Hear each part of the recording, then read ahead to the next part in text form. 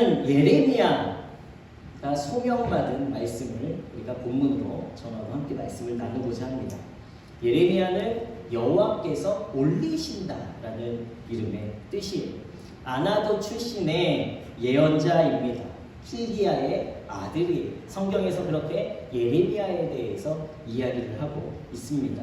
예레미야는 요시야왕 13년 약 20세 이 청년의 때에 부름을 받았어요. 그리고 40년간 활동을 했습니다.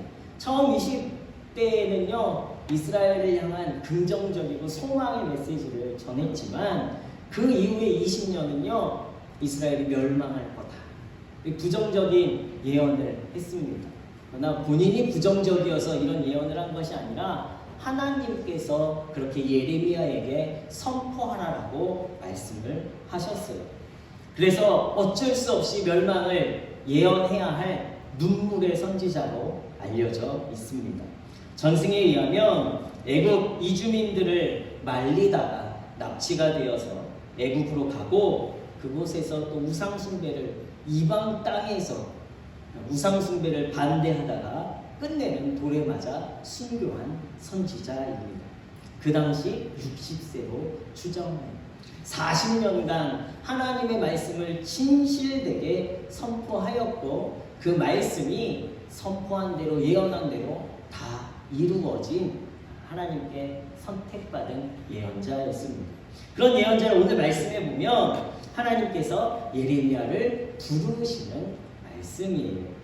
5절 말씀에 내가 너를 모태에 짓기 전에 너를 알았고 내가 배에서 나오기 전에 너를 성별하였고 너를 여러 나라의 선지자로 세웠노라. 하나님께서 예레미야를 부르시면서 말씀하셨습니다. 이 이야기를 듣고 예레미야가 깜짝 놀라죠. 본인이 생각했을 때 내가 내 자신을 봤을 때 절대 그럴 일을 할 만한 사람이 되지 않았기 때문이에요. 그래서 6절 말씀에 보면 내가 이르되 슬프도소이다 주 여호와여 보소서 이렇게 기록하고 있어요. 이 슬프도소이다라는 단어는요 사실은 에스겔에서 똑같은 단어를 했을 때 에스겔은 오호라 이런 감탄사를 했어요. 어이쿠야 저희가 쉽게 이야기하면 어머나 내가 어떻게 그런 일을 할 수 있습니까? 오 주여 나는 그 일을 할 수 없습니다. 이렇게 말하는 놀랍고 당황해서 뱉는 말이에요. 그런데 이것이 부정적으로 쓰여진 단어입니다. 선지자라고요? 나란 사람이?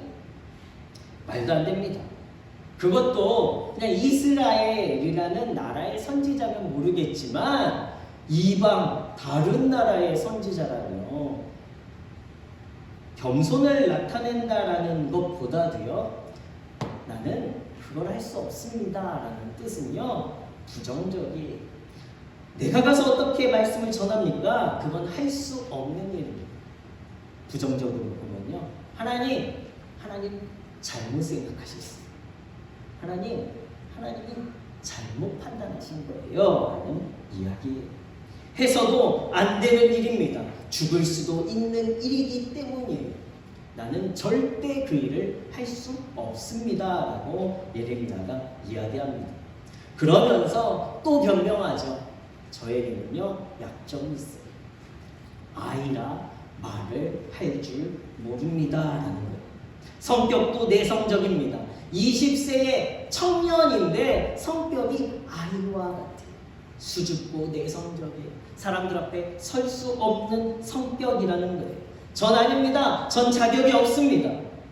거절을 위한 참 좋은 이유이죠. 겸손한 것 같은 표현이지만 이것도 하나님의 선택이 잘못됐습니다. 하나님 판단 잘못하셨어요. 다른 사람 보내십시오 라고 이야기하는 거예요. 우리는요 우리 자신을 내가 가장 잘 알고 있다고 판단을 합니다. 내 성격으로 또 내 상황과 내 환경으로 인해서 때로는 우리가 주눅들고 살고 포기하고 좌절하고 낙심하고 오늘 예레미야와 같이 더 심하게는요 이 땅에 우리를 보내신 그 하나님의 판단과 선택이 잘못되었다라고 원망하며 살아가기도 합니다. 때로는요, 나를 너무 자만하고 드러내서 할 수도 없는데 내가 할 수 있다라고 허세도 부리기도 하며 살아갑니다. 나에 대한 잘못된 판단, 나에 대해서 제대로 알지 못하는 우리 자신임에도 불구하고 우리는요, 하나님께서 선택하시고 하나님께서 인도하시고 하나님께서 이끌어 가시는 그 길 속에서 하나님을 원망하며 믿음 없이 살아가기도 한다는 거예요. 때로는 어떠한 환경과 새롭게 도전해야 될 그 문제들 속에서 우리는요, 하나님이 우리를 보시는 모습이 아니라 내가 내 자신을 판단해서 이건 내가 할 수 없는 일이야, 이건 내가 할 수 있을까? 두려움 가운데 잘못된 선택 가운데 있기도 하는 것입니다. 그러나 우리가 알아야 되는 것은 하나님은 우리를 이 땅에 태어나게 하신 날부터 우리가 하나님의 자녀로 담대하게 살아가기를 원하신다라는 거예요. 이것을 우리가 깨닫지 못하니까 우리에게 하나님의 자녀로서의 특권이 주어졌음에도 불구하고요, 우리는 그것을 누리지 못하고 실패하는 인생, 주눅든 인생, 두려움의 인생으로 살아가게 됩니다. 참으로 안타까운 인생이 되어집니다. 바로 오늘 말씀에 보면 하나님은요, 예레미야를 선지자로서 하나님의 택함 받은 자격을 갖추고 있음을 다시 한번 말씀하고 계세요. 하나님이 선택하신 자입니다. 부름을 받은 자입니다. 하나님이 특별히 구별하여서 만드신 하나님의 자녀로서의 특별한 권한, 특권을 가지고 있다라는 거예요. 7절, 8절 말씀 보실까요? 여호와께서 내게 이르시되 너는 아이라 말하지 말고 내가 너를 누구에게 보내든지 너는 가며 내가 내게 무엇을 명령하든지 너는 말할지니라. 너는 그들 때문에 두려워하지 말라. 내가 너와 함께하여 너를 구원하리라. 나 여호와의 말이니라. 하나님께서 예레미야에게 말씀하시는 거예요. 너는 가서 너는 말하고 두려워하지 말고 너와 함께한 나를 믿어라라는 거예요. 첫 번째 바로 우리에게 주신 특권은요, 사명이라는 것입니다. 우리는 하나님이 보내시는 곳에 가야 합니다. 그리고 말해야 해요. 이미 이 땅에 우리가 태어난 순간부터 우리는 사명자예요. 하나님으로부터 이 땅에 보냄을 받았습니다. 어떠한 목적 때문에, 무엇 때문에 보냄을 받았습니까? 각자 다 다른 목적이 있기 때문에 존재하는 거예요. 제가 우리 아이들 또 제자 양육을 하면서 늘 이야기했던 것이 볼펜을 만드는 사람의 목적은 무엇일까요? 글을 쓰라고. 글을 쓰라고. 그런데 볼펜 갖고 죄송합니다, 포를 파면 그 볼펜은 그 용도대로 잘 사용되어지고 있는 거예요? 아니죠. 볼펜은 쓰라는 목적대로 존재하는 거예요. 그 존재의 목적대로 쓰여질 때에만 볼펜의 사명이 완전해집니다. 마찬가지로 하나님께서요, 여러분들을 다 지으시고 만드시고 이 땅에 존재하게 하셨어요. 여러분 존재 안 하시는 분 있습니까? 아무도 안 계시죠. 다 존재하고 계시죠. 생명이라 있죠. 존재하고 있고 생명이 있는 이유는요, 하나님께서 쓰시고자 하는 목적이 있기 때문에 존재하고 있다. 사명입니다. 우리는 이 땅에 100년을 살아가면서요, 이 사명을 깨달아야 돼요. 그 사명을 완수할 때에 하나님의 기쁨, 완전한 자로 우리는 하나님의 품 안에 들어갈 수 있는 거예요. 그래서 하나님이 보내시는 곳에 가야 되고, 그리고 그곳에 가서 말할 수 있어야 되는 것이 첫 번째 존재하는 성도, 바로 하나님의 자녀된 저와 여러분들에게 주신 사명의 특권이라는 것입니다. 만든 이의 목적, 하나님 아버지의 그 목적, 태어남과 동시에 나를 지으신 아버지 하나님의 진리, 하나님의 뜻을 말할 수 있는 성도의 특권이 있다라는 거예요. 저는 말할 수 없는데요. 우린 예레미야 같이 이야기하죠. 저는 전도하지 못해요. 우리는 예레미야 같이 말합니다. 사람들 앞에 서면 입이 떨어지지 않아요. 나는 아이라 말할 수 없어요. 예레미야와 같이 이야기합니다. 그런데요, 하나님은요, 너는 가서 말해야 된다라고 우리에게 사명을 주셨어요. 이 사명은요, 깨닫는 자에겐 특권이 되어지는 거예요. 예수님의 마지막 명령도 마찬가지입니다. 너희는 가서 모든 민족으로 제자해서 아버지와 아들과 성령의 이름으로 세례를 주고 내가 너희에게 분부한 모든 것을 가르쳐 지키게 하라. 가서 말하라라는 거예요. 제자들이 가진 사명인과 동시에 이것은 제자들만이 할 수 있는 특권입니다. 하나님께서는 오늘 저와 여러분들에게 이 특권을 주신 줄로 믿습니다. 하나님의 말씀을 가서 말할 수 있는 특권이 저와 여러분들에게 주어졌다는 거예요. 선택받은 제자, 구별하여 지으신 하나님의 자녀임을 깨닫는 자만이 누릴 수 있는 특권입니다. 우리는 하나님의 말씀을 선포할 수 있는 특권을 받은 자들이에요. 그렇기 때문에 어느 곳에 있든지 어디를 가서든지 우리는요, 하나님의 말씀을 말할 수 있는 전도자의 사명이 있는 줄로 믿습니다. 이 특권을 누리시는 문혜의 성도님들 되시길 예수 그리스도의 이름으로 축원합니다. 두 번째 우리에게 주신 특권은요, 두려워하지 말라라는 거예요. 하나님은 우리가 나약한 존재가 아니라 강하고 담대한 자로 살아가기를 원하십니다. 왜 그렇습니까? 하나님 때문이에요. 하나님의 목적대로 만드신 당신의 자녀를요, 누가 보호하시기 때문입니까? 하나님이 보호하시기 때문입니다. 구약시대에 보면 두려워하지 말라라는 말이 많이 나옵니다. 그런데 두려워하지 말라라고 말씀하신 것에는요, 그 의미가 신변의 보호를 하나님이 책임지시겠다라는 의미가 담겨져 있어요. 전쟁 중에 하나님께서 보내실 때에 두려워하지 말라라고 말씀하시는 부분에서는요, 그 전쟁이 너가 하는 전쟁이 아니라 누가 하시는 전쟁입니까? 하나님이 하시는, 하나님의 군대가 참여하는 전쟁이라는 뜻이에요. 두려워할 필요가 있습니까? 없습니까? 없다라는 거예요. 두려워할 필요가 없어요. 두려워하지 말라. 하나님의 자녀들이 이 세상에서 누릴 특권은요, 바로 하나님이 우리를 지켜주시고 보호해 주시기 때문에 두려워할 필요가 없는 거예요. 하나님은 아브라함에게 두려워하지 말라 말씀하셨습니다. 모세에게도 두려워하지 말라 말씀하셨어요. 가나안의 정복 전쟁을 해 나아가야 하는 여호수아에게도 두려워하지 말라라고 말씀하셨어요. 그리고 이들은 모두 하나님의 책임과 보호 아래 약속의 말씀을 경험했던 믿음의 조상들이 되었습니다. 우리 문혜의 성도님들이 세상 가운데 나아가서 세상을 두려워하는 것이 아니라 하나님이 책임져 주신다는 그 믿음 안에서 담대하게 세상을 이기시는 성도님들이 되시길 예수 그리스도의 이름으로 축원합니다. 두려워할 필요가 없는 거예요. 두려워하지 않을 특권이 오늘 하나님의 자녀된 저와 여러분에게 주어졌다는 거예요. 그리고 세 번째는요, 하나님은 너와 함께하여 구원하리라 라고 말씀하십니다. 구원이라는 것은 우리가 영혼뿐만 아니라 모든 것에서의 구원을 말씀하시는 거예요. 이 구원을 달리 말하면 이 세상에서는요, 자유함입니다.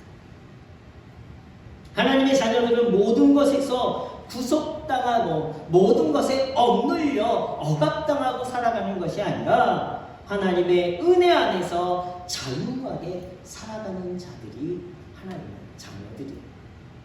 자유함을 누릴 특권, 하나님이 함께해 주시기 때문에 자유할 수 있는 특권이 오늘 저와 여러분 가운데 있는 줄로 믿습니다. 우리가 세상에 속하여서 우리는요, 물질의 노예로 살아가요. 건강의 노예로 살아가요. 때로는요, 자녀들의 노예로 살아가요. 저희도 지금 저희의 또래 성도님들의 가정, 저희보다 더 많으신 분들도 계시겠죠. 그런데요, 아이들이 결혼하고 아이들이 손주를 낳아도 또 자녀들의 노예로 살아가시는 성도님들 계시더라고요. 그러나 그러한 모든 상황 속에서도 우리가 알아야 되는 것은요, 우리와 누가 함께 하시다라는 것이죠. 여호와 하나님이 함께 하고 계시다라는 것을 우리는 알아야 합니다. 나와 함께 하시는 그 하나님을 경험할 때에, 나와 함께 하시는 그 하나님 안에 거할 때에 물질이, 건강이, 육체가, 정신이, 사회적인 어떤 상황과 아픔들이, 또 때로는 자녀들의 문제들이 결코 우리를 억압하는 것이 아니라 그 안에 하나님이 함께 하신다는 그 믿음 안에서 자유할 수 있는, 이것이 진정한 이 땅에서의 구원이 되는 줄로 믿습니다. 이 구원을 누릴 특권, 이 자유함을 누릴 특권이 하나님의 자녀된 저와 여러분들에게 있다라는 것을 우리는 믿음으로 고백해야 할 줄로 믿습니다. 우리는 이 땅에 태어날 때부터 하나님의 자녀로서의 자격을 갖추고 있다라는 것을 깨달아야 돼요. 성령을 통해 하나님을 아버지로 부르고 난 후에는요, 하나님의 것을 누릴 수 있는 특권이 우리에게 회복되어집니다. 처음에 이 땅에 보내실 때 하나님 그 특권을 주셨지만 우리가 깨닫지 못하고 살아가요. 무엇 때문에요? 죄 때문에. 그러나 예수 그리스도께서 십자가에서 죽어주심으로 말미암아 우리를 하나님의 자녀로 회복시켜 주셨습니다. 그렇다면 우리에게 이 주어진 특권들도 회복되어지는 거예요. 내가 하나님의 자녀가 되어졌을 때에 우리는 세상에서요, 이 특권을 마음껏 누릴 수 있는 성도가 되어지는 것입니다.